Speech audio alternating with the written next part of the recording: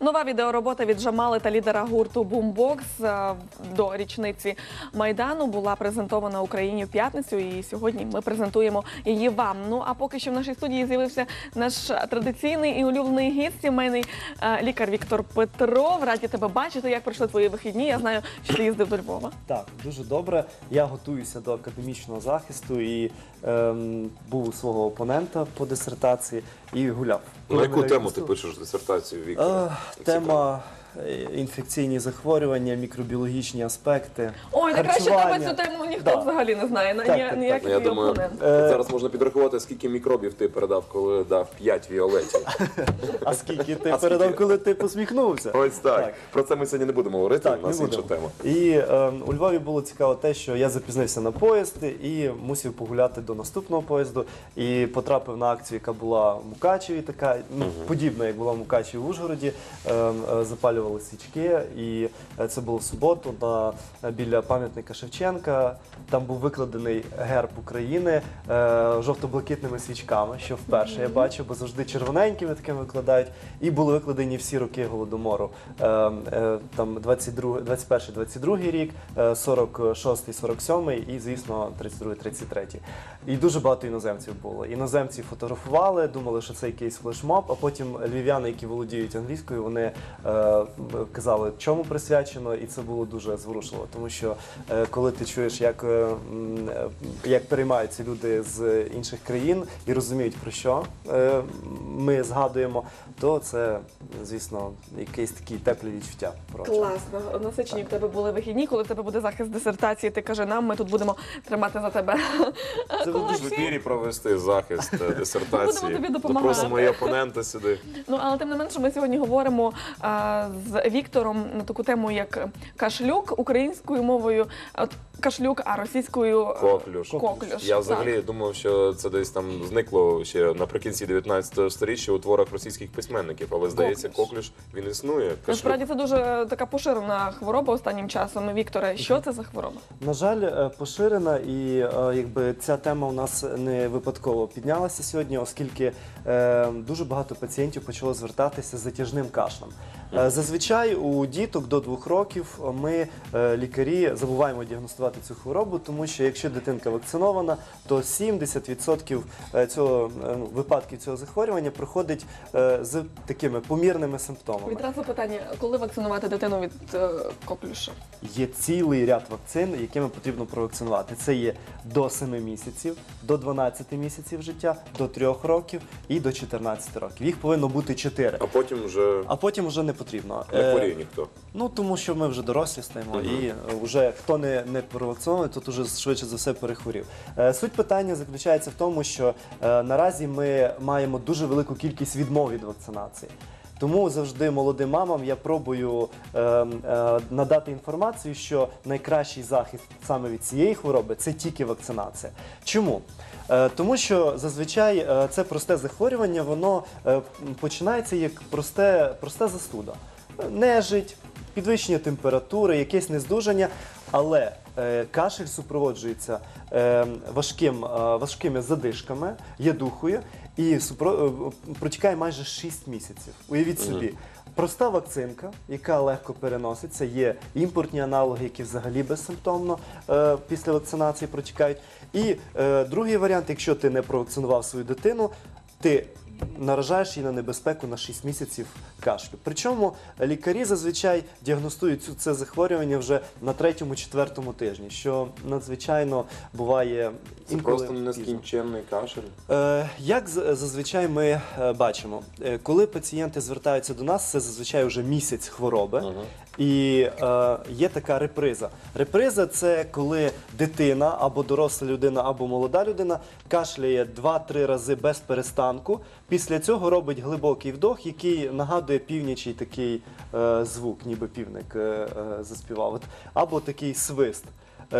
вдох такий на повні груди. Да, от щось таке подібне. Оце називається реприза. Ти вакцинований? Якщо Чекай, хтось ну, почув, татушку подивлюся, у мене там, як і у воно не всіх нас. туди робиться. Чекай, а куди? туди, куди робиться, ми не будемо показувати. От. І на рахунок Зрозуміло. цього, хто почув специфічний звук тудора, який продемонстрував, якщо ви таке чули, тоді порадьте тій людині, хто так зробив, аби звернувся до лікаря і виключив захворювання на коклюш. Чому хвороба протікає так довго, ти кажеш, 6 місяців? Дуже цікаве запитання, я його дуже очікував. Якби не задала, то просив би це зробити. Тому що це така бактерія, яка живе тільки на вічистому епітелі. Вічистий епітелій, він має віючки і міститься тільки на бронхіальному дереві, тобто всередині наших дихальних шляхів.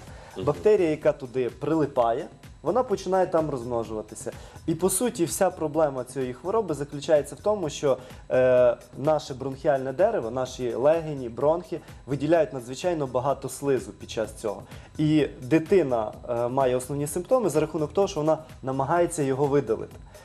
Що зазвичай роблять мами і бабусі? Вони дають багато протикашльових засобів. Дитина і так кашляє, що не зупиняється, правда? А ще дають більше протикашльових засобів, розріджують це. І дитина взагалі не спить, не може їсти. Якщо це грудничок, то він навіть не може вигодовуватися материнським молоком. І коли такі дітки потрапляють, завжди, в принципі, для лікарів вже це не становить ніякого питання. Однак дуже важливо пам'ятати, що на перших етапах вся відповідальність лежить на батьках, а також на тих людях, які доглядають за дітьми. Чому? Тому що якщо в перші 2-3 тижні помітити захворювання, можна цей період скоротити. На жаль, немає гарантії, що якщо лікар призначив антибіотик або призначив якийсь засіб, який буде допомагати вбити цю бактерію, цей мікроорганізм, який дуже гарно називається Bordetella pertussis, щось таке. Вау! Bordetella pertussis. Був в Іспанії, правда, щось таке, от воно емоційне. Ну, насправді французи відкрили і бельгієць один, тому от така назва.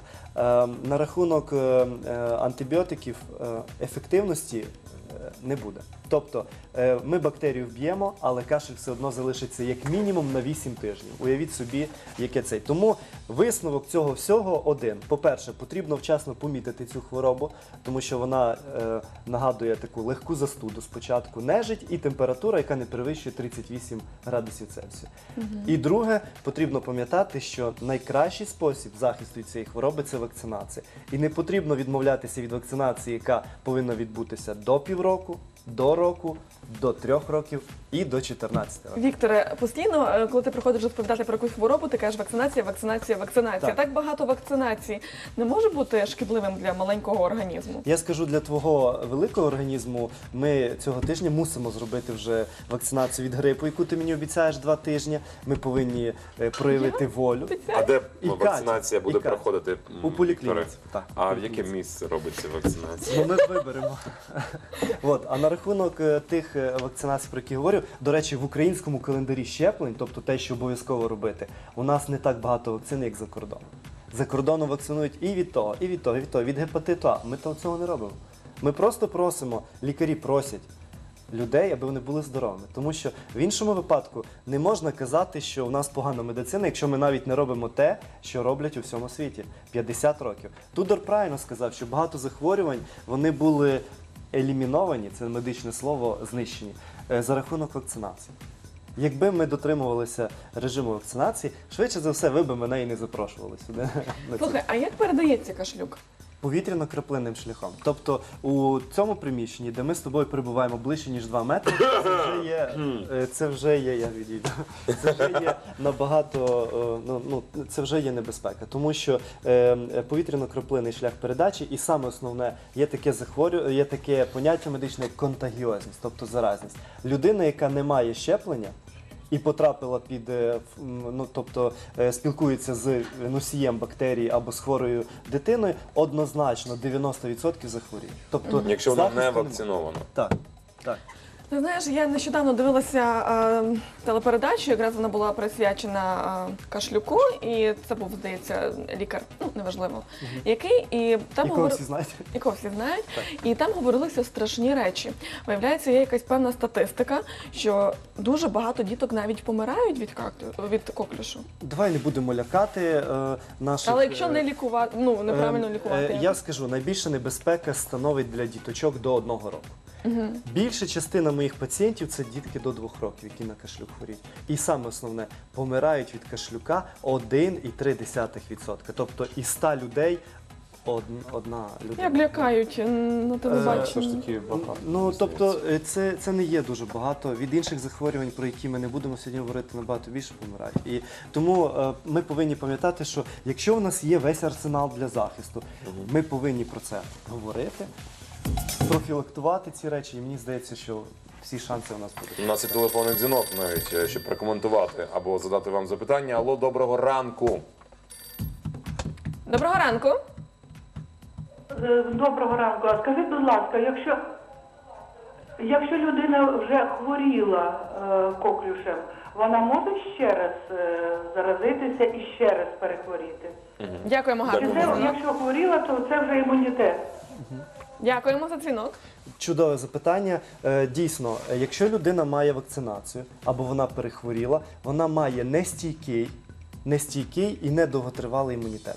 Зазвичай я гарантую, як лікар і як людина, яка займається імунологією, що у пацієнта, в якого вже є захист, він, якщо заразиться повторно, це буде захворювання набагато легше. Зазвичай ви навіть не зрозумієте, що у вас був знову коклюш. Але треба пам'ятати, що крім коклюша, подібні симптоми має ще паракоклюш. Ну, не хочу плутати, тому що це 2 різні бактерії, які викликають дуже подібні захворювання. Тоді ми говоримо так, що якщо пацієнт перехворів на коклюш, він може ще перехворіти на паракоклюш. Захворювання, про яке запитала нас глядачка, воно пов'язано з тим, можливо, що хвороба була в ранньому дитинстві, а повторно можна заразитися через 20-30 років. І це можливо. Дуже гарне запитання, яке розкриває, в принципі, питання важливості вакцинації. А лікувати теж вакциною чи яким чином? Ні. Лікуємо ми зазвичай антибіотиком для того, аби ця дитинка не була Ні, в заразною. дорослому віці. В дорослому віці так само. Ми якщо ми встигаємо до 4-6 тижнів зловити пацієнта, мається на увазі, що ми точно знаємо, що це коклюш, ми лікуємо антибіотиком для того, аби зробити його безпечним для оточуючих. Важливо пам'ятати, що якщо дитинка або доросла людина хворіє в колективі, то це означає, що 40 днів потрібно карантин накласти. Уявіть собі, що якщо на тисі, то 40 днів ви не будете виходити в ефір. Все. Як варіант. На цьому ми всі йдемо зараз Так. звідси. І на завершення одне слово хочу сказати, що потрібно вакцинуватися, і це буде найкращий захист від цього захворювання, тому що воно і з лікуванням, і без лікування протікає досить важко. Ну що ж, ми дякуємо тобі, успіхів тобі у захисті дисертації. Ми ще побачимося. Ми ще побачимося, класно. У нас в гостях був Віктор Петров, отож бережіть себе, будьте здоровими. Ну а зараз у нас випуск програми «Слово до тебе», новини, після яких ми обов'язково зустрінемося у цій студії. Не перемикайте.